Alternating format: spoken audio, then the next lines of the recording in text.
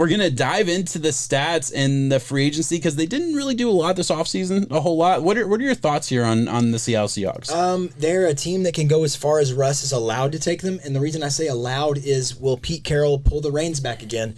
You know, in some areas, I can't blame him for what happened. But then again, this is your franchise guy, and this is beyond a franchise guy. This is Russell Wilson we're talking about. Perennial top 5 quarterback year in, year out. You will go as far as he is allowed to take you. I hope that he is given full control with DK and Tyler Lockett. Chris Carson, I've seen a lot of good things about him. They brought in a Gerald Everett, which is a tight end spot that they were really missing last year. You know, I know they had a Disley try to step in and kind of do some things. Rick Olsen was banged up and hurt. So it just wasn't what it was. But Gerald Everett is a physical body. He's an able body, and he should be able to take care of business. Yeah, listen, I certainly agree with that. I look at, you mentioned, as far as they're allowed to take him. I didn't even mention the defense. I didn't want to. Yeah, it's a whole nother world. Yeah. You mentioned as far as they're allowed to take him, man, the Russell Wilson saga is so interesting, right? Obviously, there's been the issues this past year, which are very well, they're very well documented, and we know about that, and apparently that's all patched up, and I believe that to a certain extent. I have said that I do think there's a real chance this is Russell Wilson's last season with the Seahawks. I think he's good now. I think he did it more for hoping they would just address the need of offensive line. They really didn't do it though. Yeah, they didn't do it. They didn't give him. They didn't give him an inch even. Really, they got Gabe Jackson. He's a starter. Yeah, I mean, and I like Gabe Jackson, but I don't know. But looking at last year. And we mentioned it. Well, we talked about it. If you are a listener to this pod, you know really what happened. I've broken it down a handful of times. I'm gonna do it one more time with a couple extra stats here. Week 10, week 11 was really the shift, right? Week 10 they play the Rams, had a couple bad interceptions. Russell Wilson played poorly. No other way to say it. Week 11 they play the Bills, same kind of conversation. Russell Wilson played poorly. In the first 10 weeks, the let Russ cook section of the season, they passed the ball 64% of the time. They averaged 9.6 yards per attempt and had a 61% success rate. In the last 11, from week 11 to the rest of the season, their passing rate was 57%. They had 6 yards per attempt and 57% success rate. Yeah. Significant difference. They stopped throwing the ball nearly as much. They started running the ball a lot more in neutral situations. They started basically they started trying to play their offense to complement their defense. Their defense struggled in that Rams game that we talked about. The Bills game, week 11.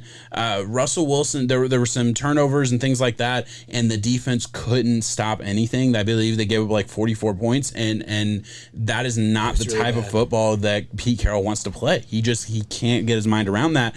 Even though you have a quarterback and honestly a team that is built in the same mold that probably can be with them. If you want to get into they can do shootouts race with anyone, if you want to get into shootout race, I would say, if they play 5 times, they're liable to win 3 or 4 of those games against the Bills if it's just a straight shootout, race to 50 points, right? I mean, that kind of game.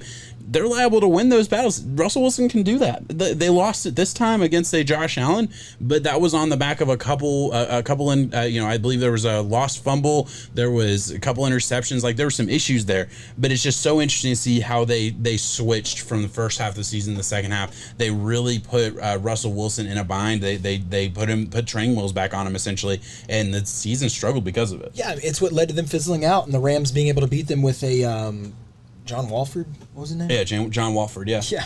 I mean, it was bad. You were the Seattle Seahawks. You're supposed to be able to compete in a lot of different areas. Yes, it was the number 1 defense against an offense that got held back, and I think that was the problem. I understand being held back, but hopefully this year going forward, the problem that I have with them is that I do not think the defense improved in the areas that I wanted to see them. I don't think so at all. That is primarily the secondary. I'm okay if your secondary is a little lackluster. I'm a big believer in having a big, beefy front 7 that can help a younger secondary grow. Yeah. I do not see that from Seattle right now, though. I don't. Yeah, they move on from a Shaquille Griffin. They bring in Witherspoon from the 49ers, who great, but not really even to the level of what Griffin was, and they did not address it in any other way. Okay, they grabbed a guy in the draft. They had 3 draft picks. I believe they grabbed him with the 4th or 5th round pick. They grabbed a corner. We'll see what happens there. I'm not trying to shit on him by any means, but there's no there's certainly question marks about the secondary. There's question marks about the defense as a whole. I like Puna Ford. I like some of the pieces they have on the D line. But yeah, their secondary still a big question mark for me, and I think it was one of the bigger question marks we had going into the season, and I still feel that way now, which is not a good way to feel. I would say, you know what I mean.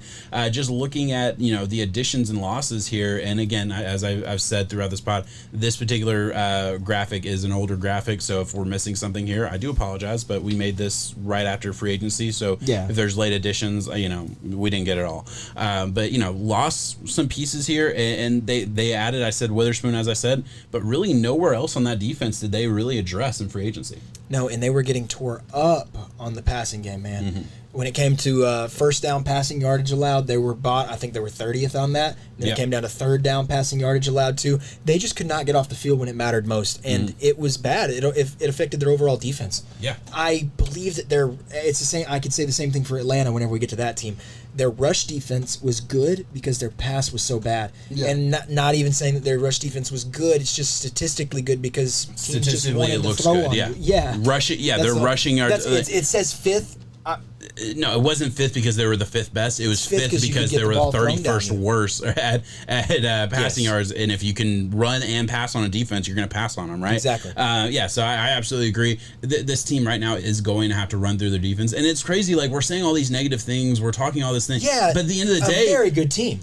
They're still expected to win 9.5 games. I have them winning 12. You have them winning 10. We're both over. I'm not betting on it. I can't. I don't know what's going to happen. But not going to bet on it. But I believe in Russell Wilson to win 10 games by himself. I do too. I really do. I think Chris Carson's a fine running back that they brought back. That offense is elite. And they can compete with the best of them. Absolutely agree. Look at this stat. DK Metcalf and Lockett combined for 48.6% of team targets, 47.2% of its receptions, and 55.5% of yardage. That's enough. This is arguably the best duo in the league. And granted, like, that adds questions to, okay, what do they have now? Like, what do they have behind behind a DK and a Lockett? That's certainly a question. They draft the wide receiver in the second round, Eckenbridge, I believe. 190-pound speedster out of a small school. We'll see what happens there. It was a questionable pick, as a lot of Seahawks picks are. I don't know, no offense, but yeah, it certainly was. And we'll see what happens there. Obviously, David Moore's gone, moved on to the Panthers. So there's certainly an opening there. But they have, I say all that to say, they have one of the best duos in the league. They have really good wide receiver. They'll be okay. They'll be fine. And also the red zone scoring is third in the NFL last year. So they're going to be putting up points on the board when they get down there, when they get the opportunity. That's all we have. We're not going to talk about the draft because there are 3 picks. There's not a lot to bring up there. They really didn't do a lot of moves in free agency. The biggest thing was Russell Wilson. We already touched on that. Cornerback being a huge need. I guess this is the last question I'm going to ask before we move on to the to the fantasy aspect and really close the show out. What's the philosophy going to be this year? Are they going to go first 10 weeks, or are they going to go the last 11? What's the concept here? Yeah, no, honestly, if I'm going to be a realist about this thing, I think they're going to use the run game a little bit more instead of the first 10 weeks of letting Russ cook. I do think it's still his offense. He's still going to be cooking. But if they can have a healthy Chris Carson and really feed off of that, I see no reason as to why complimentary football gets viewed as negative football. It can be a great thing. I want to see it work. I do. It's not... I get it. I'm just saying what I think. What I want them to do is let Russ cook. What I think Pete Carroll's going to do, because that's what Pete Carroll has done. Yeah, I was going to say that's where I'm at with it. Yes. Yeah, I do agree. I think there's going to be some more. I'm very, very excited about their pass game coordinator. They brought in Shane Walden, who was the pass game coordinator for the Rams, and they're bringing him to be the offensive coordinator. I am super excited about that. I think you're hearing some things from the wide receivers and from the offense there. They are all saying it's so complex, that it's intricate, that's complicated, and that's good. That's what I want to hear now. I don't want to hear that week 2 of the season then it's too complex and these guys aren't able to run the right routes and things like that. But I would imagine, like, they had a very basic feel last year. It was so simple, and this is my litmus test. If I can watch the snap and know what the fuck you're gonna do, it's too simple, because I'm not that fucking smart. I'm not. That's why I didn't. Like I study the game, but like I was never taught the game by a professional. So like there's no reason I should know what the fuck you're gonna do. And if I've watched film and know what you're gonna do, it was too fucking simple. And I'm gonna tell you right now, it was too fucking simple. I think Shane Waldron has a lot to bring from a Rams offense that was really good. I don't know. I'm expecting big things there. I'm very hopeful there. I'll put it that way. Let's move on. Let's move on to fantasy, right? And this is the last thing we're going to talk about here. Let me grab it here. So you guys are watching this right now. Just so you guys know, this is a collaborative act. I want everyone to in the comments to let me know what you think about my grade here. What do you think that am I too high, too low? This is Jacob's first chance to look at this. So I'm going to let him look, and I'm going to talk for a second. I obviously gave Russell Wilson 4,800 yards, 35 passing touchdowns, 6 interceptions. Awesome numbers. I give him a tick down in rushing yards because I think as he gets older, you're going to see less and less of the scrambling aspect of Russell Wilson. Although certainly enough scrambling, like it's not completely out, completely gone. Gave Chris Carson good numbers. I did account for some injuries because it's been too consistent that he misses 3 or 4 games, so I'm expecting that, which is why Rashad Penny gets in there, which is why I do have a DJ Dallas in there a little bit. I have other Travis Homer who came from Miami. I have him in there a little bit, getting some yardage, getting some touches here and there. Obviously, I did kind of copy and paste a little bit as far as what happened last year as far as market share for DK Metcalf and a Tyler Lockett, getting over 50% of the targets, about 50% of the receptions, and over 50% of the total yards. All of those things I brought over from this year. Do you have any issues with that? Am I too low, too high? Where are you at with this? I like Russ's numbers. The 1,410 for DK, that's top 5 wide receiver for sure. I believe he's the top 5 wide receiver. Exactly. There's a lot of people who do, and myself included. I think that he is just nipping at it right now. And with some of these other guys getting older, I think he's going to be able to assume that role going into the season. That definitely will. Tyler Lockett at 1,200. A lot of passing yards. But, then again, though, we can look at the same thing last year and look at the target share. That's literally just basic math. Take what Russ throws for, and then the target share, equate that to the same thing, and that's where the yards go. Yeah, and that's just how it works. That's my thought process. And really, when you look at last season, I'm going to pull up a different thing on our end. I'm not going to show it on their end. But just looking at what Tyler Lockett did last year. Where is it? I'm looking for it right now. Sorry. Tyler Lockett performed last year. I don't understand why he is being hated as much as I guess he is. But put up 1,000 yards. I have their entire passing yardage going up. I have both players getting a bump up. But overall, Tyler Lockett had 100 receptions for 1,000 yards and 10 touchdowns. So like, I'm not hating. I don't feel like there's any reason to hate on him. Maybe I'm a little too bold. Maybe I'm a little too high on the numbers there. A little bit, but if you are into the whole thing of Russ getting to do more and pass more, then there's an extra game, so there's a little bit of room to be too high.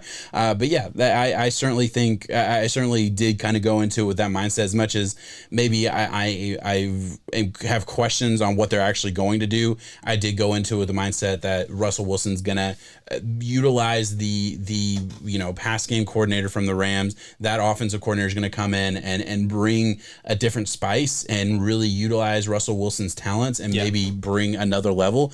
And that is very hopeful thinking, and I'm sure Seattle fans are going to love hearing that. But they've probably heard it before. Brian Schottenheimer at one time was lauded as being an offensive mastermind.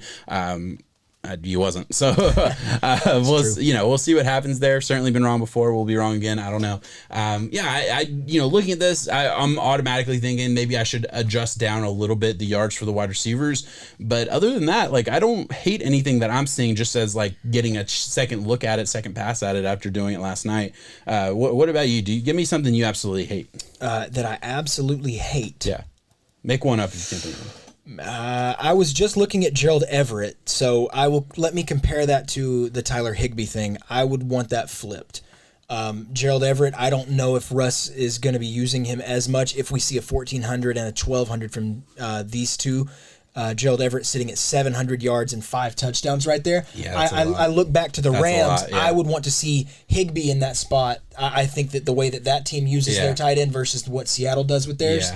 Other No, than that, you're that's absolutely me right. picking on something though. Yeah, no, you're absolutely right. I think all those numbers come from, honestly, maybe too many. No, I don't think I'm off on like the total receptions or anything, but maybe just too many yards from Russell altogether that like I'm giving Higbee. Yeah, I mean, if you give Russ that many yards, Yeah. it does have to go somewhere. Because I'm giving him 16% of the market share, and I do think the market share aspect is right. I think that's really what I have to do. I'm gonna have to nerf Russell Wilson's total yards, because I do believe, like, I wholeheartedly believe, just looking at the market share, I do wholeheartedly believe Gerald Everett gets around 15 to 20%, maybe on the lower end of 15 to 20% of the market share. I do believe DK and Tyler Lockett, lock up about 50% of the market share all around.